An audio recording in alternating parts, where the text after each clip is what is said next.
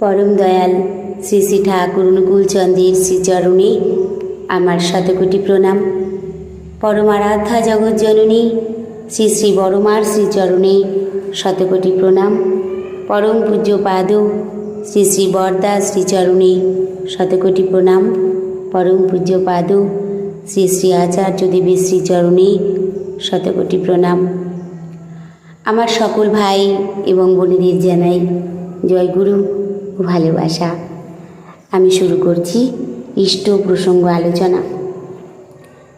আমরা প্রত্যেকেই আমাদের জীবনের নানা সমস্যা নিয়ে যখন জীবন্ত আদর্শের সামনে গিয়ে দাঁড়াই, তখন তিনি আমাদের অতি সহজেই সেই দিশাহারা মুহূর্ত থেকে যুক্তিযুক্তভাবে হাসতে হাসতে জীবনের সঠিক রাস্তাটা দেখিয়ে দেন। আমরা তাকে বিশ্বাস করে যখন তার কাছে গিয়ে সম্পূর্ণটা নিবেদন করি, তিনি আমাদের সেই সমস্যা চিরতরে সমাধান করে দেন। আজ আমি বলবো তেমনই একটি ঘটনা।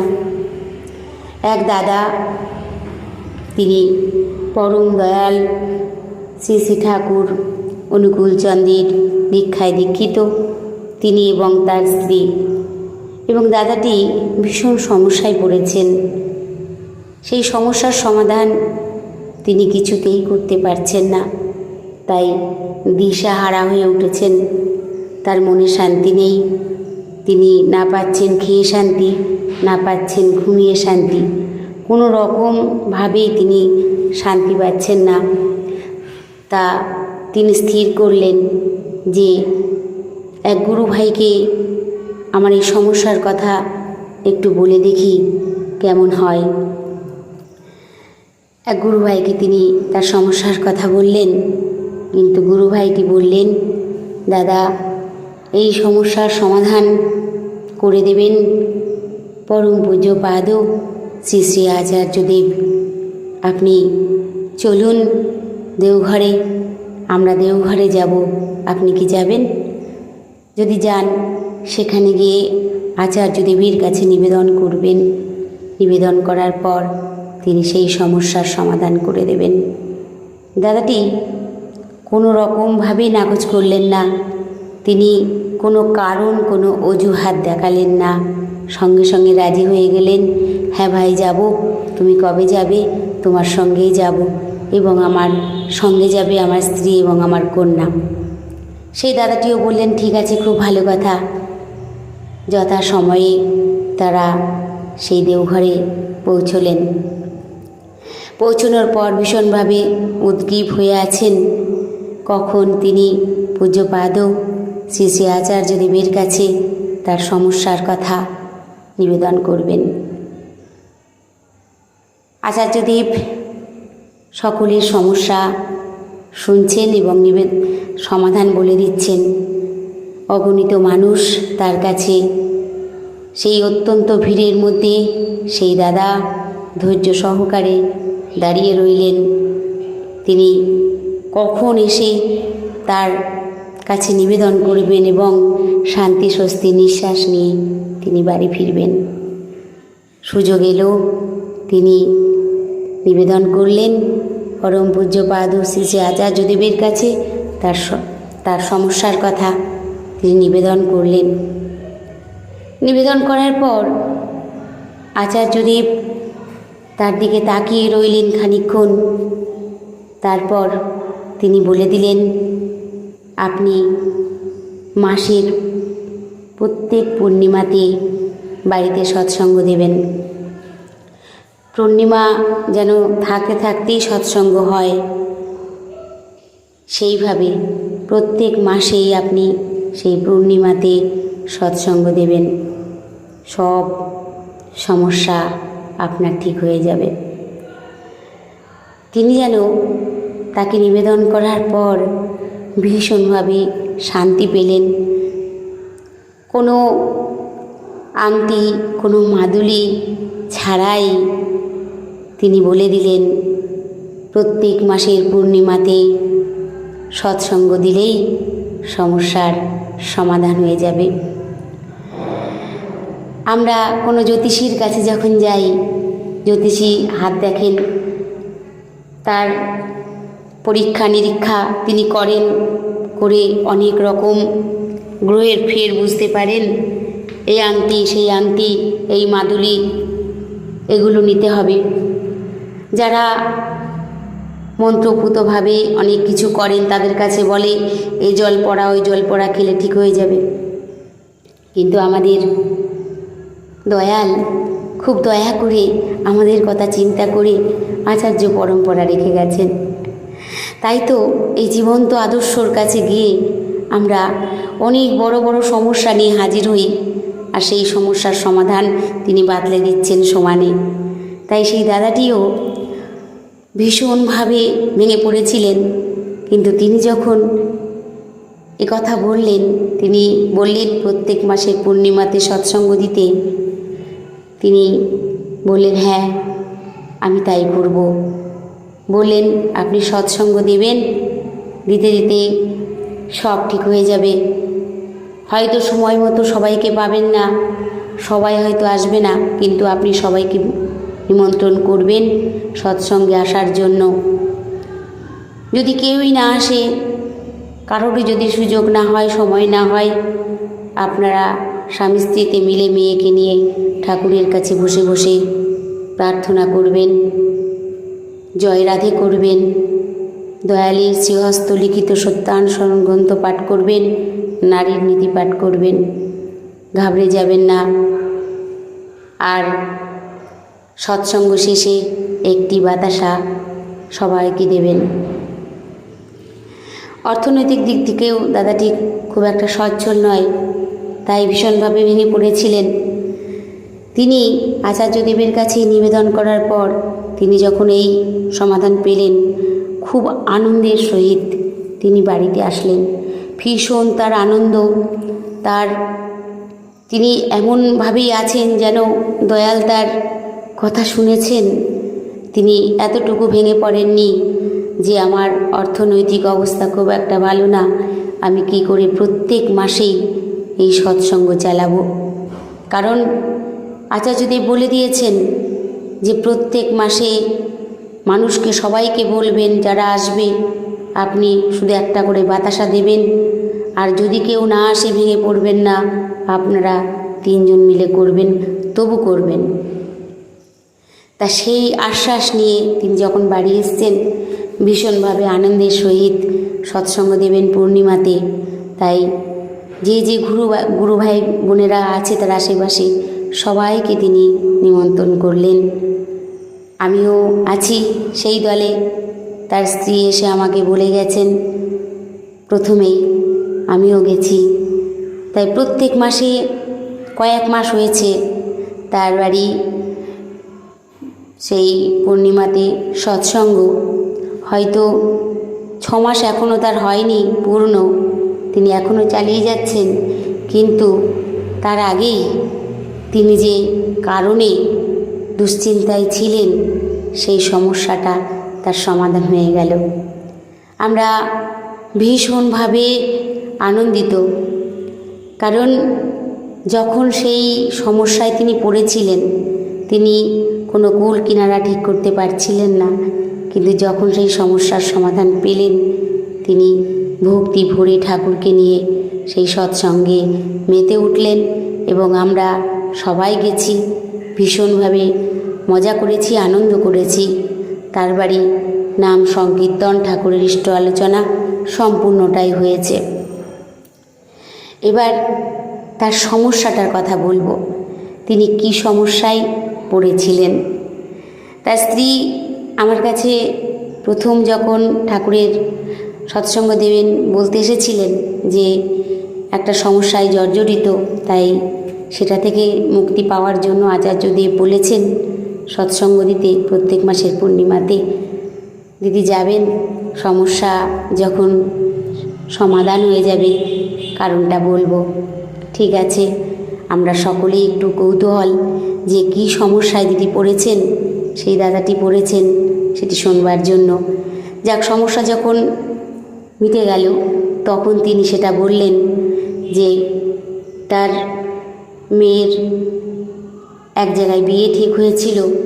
মেয়েটি একটি ছেলেকে ভালোবাসতো ভীষণভাবে। সে একটা কাজ করত মেয়েটা, সেই ছেলেটাও বেসরকারি কোনো রকমতে কাজ করত, তার ছেলেটিও কাজ করত। তা দুজনের মধ্যে একটু ভালোবাসা হয়ে যায়, তারা উভয় উভয়কেই ভালোবাসে। যখন মেয়েটি বাড়িতে বলে, বাবা মা তারা বলেন যে এভাবে মেলামেশা ঠিক নয়, তখন তারা উভয় বাড়িতে উভয় পক্ষই জানলো ব্যাপারটা। জেনে তারা বললেন, যেহেতু একই জায়গায় দুজনে কাজ করছেন, মা বাবার মনে স্বাভাবিক একটা ভয় লাগেই। তাই তারা কী করলেন, উভয় উভয়কে যখন ভালোবাসে আর দুই বাড়ির মধ্যেই যখন জানাজানি হয়ে গেল, তখন সেটা তারা রেজিস্ট্রি করে রাখলেন।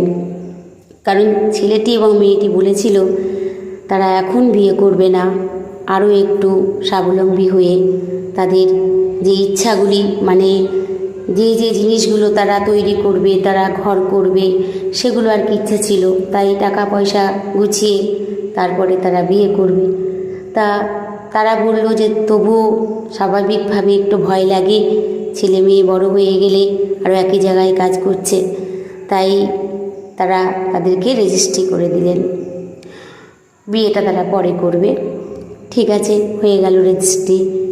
কিন্তু বেশি দিন গেল না, সেই রেজিস্ট্রি করার মাত্র 4-5 মাস পরেই সেই ছেলেটির ভীষণ একটা কঠিন অসুখ হয় এবং ছেলেটি মারা যায়। ফলে মেয়েটি ভেঙে পড়ে প্রচণ্ডভাবে, কারণ ভালোবেসে ফেলেছিল, এমনকি রেজিস্ট্রি হয়ে গেছিল। তাই স্বামী রূপে বরণ করার আগেই সে চলে গেল। তাই সবার মনটাই ভেঙে গেছিল, কারণ ছেলের বাড়ি থেকে মেয়েটিকে ভালোবাসতো, মেয়ের বাড়ি থেকে ছেলেটিকে, এবং ওরা দুজনে উভয় উভয়কে ভীষণভাবে ভালোবাসতো। কিন্তু এই ঘটনাটি ঘটার পর উভয়ই সবাই ভেঙে পড়ে, মেয়েটিও ভেঙে পড়ে ভীষণভাবে। এবার স্বাভাবিকভাবেই এরকম ঘটনা যখন ঘটে, আর মেয়েটি যেহেতু একটা ছেলের সঙ্গে তার চলাফেরা ওঠা বসা ছিল, তাই স্বাভাবিকভাবেই অন্যান্য যারা প্রতিবেশী যারা থাকে তারা এটাই বলতে থাকে যে ওকে যত তাড়াতাড়ি সম্ভব বিয়ে দিয়ে দেওয়া। মেয়েটি ঠিকমতো খাওয়া দাওয়া করছে না, তার শরীরের যত্ন নিচ্ছে না, ভীষণভাবে ভেঙে পড়েছে। তাই সকলেই পাড়া প্রতিবেশী, কারণ শুভাকাঙ্ক্ষিত সবাই, কিন্তু বুঝবার মতো ক্ষমতা চাই যে কোন কথাটা শুনলে আমার ভালো হবে বা খারাপ হবে। এখন বেশিরভাগ লোকই বলতে লাগলো যে ওকে যত তাড়াতাড়ি সম্ভব বিয়ে দিয়ে দেওয়া। তাই এবার মা বাবা যথারীতি তাদের কথা শুনে তারা সম্বন্ধ দেখতে শুরু করলো। কিন্তু এত বড় একটা ঘটনার পর বিয়েটা যে সঙ্গে সঙ্গেই হবে এটাও ভাববার নয়। তবুও তারা তার জন্য চুপচাপভাবেই ভাবছে হয়তো বিয়ে দিয়ে দিলে হয়তো মেয়েটা ঠিক ভালো হয়ে যাবে, কারণ ওর মানসিক অবস্থা ভালো নয়। তাই তারা গোপনে চুপচাপভাবেই তার সম্বন্ধ দেখা শুরু করলো। কিন্তু যেই নাকি তার সম্বন্ধ দেখা হচ্ছে, মেয়েকে সবার পছন্দ হয়ে যাচ্ছে, কিন্তু দিন তারিখ যখন ধার্য করবে তারা, এমন পরিস্থিতি হচ্ছে, তখনই মেয়েটি ভীষণভাবে বাজে স্বপ্ন দেখছে এবং চিৎকার করে উঠছে। তাই এরকম যখন 2-3 বার ঘটছে, যে ব্যাপারটা এরকম কেন হচ্ছে, মেয়েটি বলতে চাইছে যে না, আমি এখন বিয়ে করব না মা, কারণ আমি আর কোনো ছেলের ক্ষতি চাই না, যে আমার জীবনে এসে কোনো ক্ষতি হয়ে যাক, কোনো মা তার সন্তান হারাক। তাই আমি স্বপ্ন দেখছি বারবার যে আমার বিয়ে হলেই সেই ছেলেটিও, বা বিয়ের দিন ধার্য হলেও সেই ছেলেটি হয়তো মারা যাবে। আমি এই স্বপ্ন দেখছি বারবার। তাই মেয়েটিকে নিয়ে তারা ভীষণভাবেই একটা জ্বালা যন্ত্রণায় পড়লো, কী করবে। তখন একুল ওকুল দুকুলের মতো অবস্থা, যে আমার সব গেল। এই সম্বন্ধ দেখছি সবাই বলছে, সেখানেও এই অবস্থা হচ্ছে। সেই মেয়ে তো চিৎকার চেঁচামেচি কান্নাকাটি, বলছে না, আমি আর আমার জন্য কোনো ছেলে চলে যাক, এটা আমি চাইছি না। এইরকমভাবে দুশ্চিন্তা তারা পড়ার পর, সেই সমস্যায় পড়ার পর তারা তখন স্থির করলো সেই দেওঘরে, এবং আচার্যদেবের কাছে তারা সেই নিবেদনই করেছিল। তাই আচার্যদেব যেমনভাবে বললেন সৎসঙ্গ শুরু হলো। সৎসঙ্গ দেওয়ার 2 মাস পর যখন 2টো পূর্ণিমা পার হয়ে গেল, সৎসঙ্গ তারা সম্বন্ধ দেখতে শুরু করলো। সম্বন্ধ দেখা হলো, তাদের ছেলের বাড়ি মেয়ের বাড়ি উভয় পক্ষ পছন্দ হয়ে গেল। সম্পূর্ণটাই তাদের কাছে বলা হয়েছে ঘটনাগুলি, স্বাভাবিকভাবেই, কারণ কোনো দিন তাদের কানে যেতে পারে, তাই সম্পূর্ণটাই বলে কয়ে দেওয়া হলো। মেয়েটির শ্রাবণ মাসে তার বিয়ে হয়ে গেল খুব সুন্দরভাবে। এবার বিয়ে যখন ঠিক হলো, দিন যখন ধার্য হলো, সেই দাদাটি আবার চললেন দেওঘরে।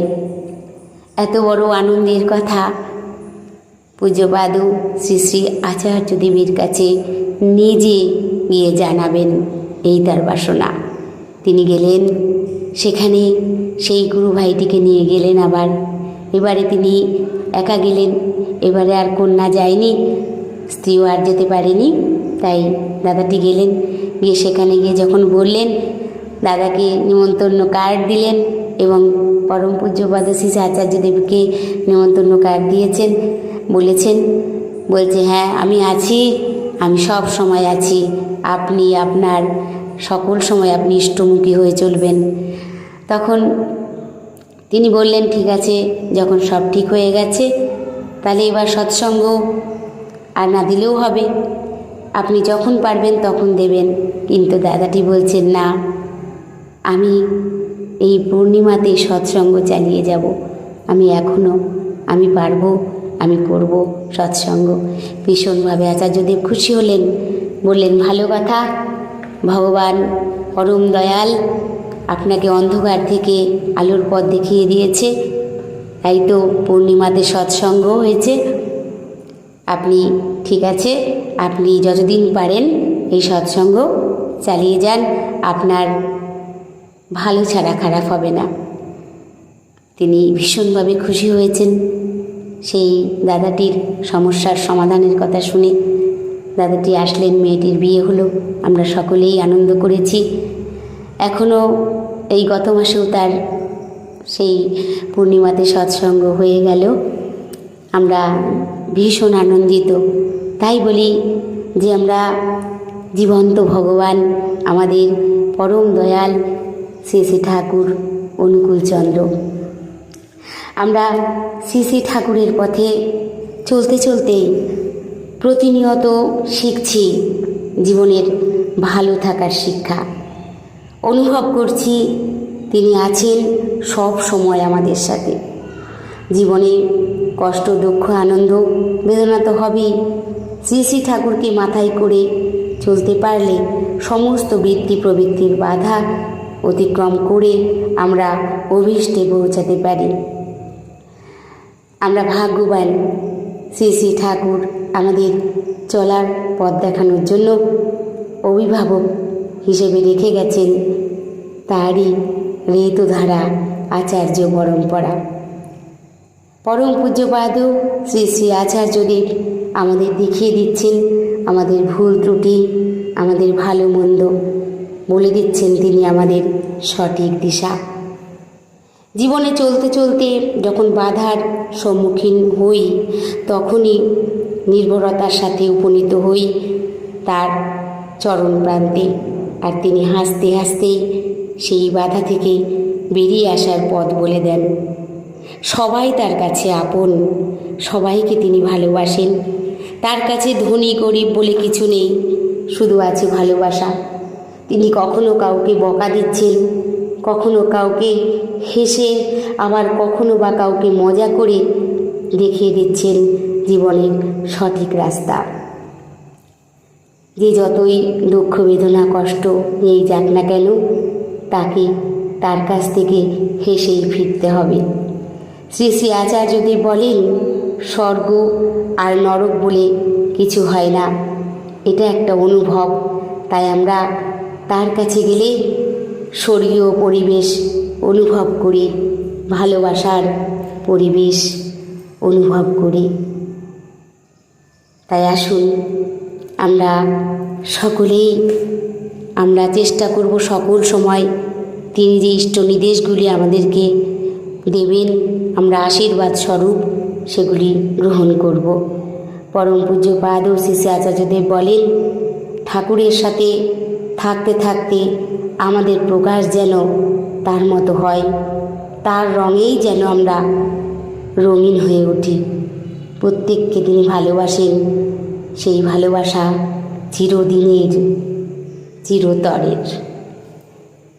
আসুন আমরা প্রত্যেকে চেষ্টা করব সকল সময় সেই আমাদের একই পথ, বেঁচে ওঠা, বেড়ে ওঠার পথ, সেই পথে চলতে গেলে পরম দয়ালের নির্দেশিত পথে আমাদেরকে চলতে হবে।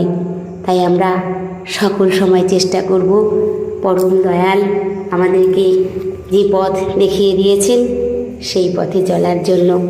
আর সেই পথে চললে যে আমরা ভালো থাকি তারই একটি ঘটনা আজ আমি বললাম। সেই দাদাটির বাড়ি আমারই বাড়ি থেকে একটু পাশেই, বেশি দূরে নয়। তাই আমরা জীবন্ত ভগবানকে ভালোবাসি, তাই তো ভালো থাকি। সবাই ভালো থাকবেন, সুস্থ থাকবেন। পরম দয়ালের শ্রীচরণে আমি সকলের জন্য মঙ্গল প্রার্থনা করি। জয় গুরু, বন্দে পুরুষোত্তমম।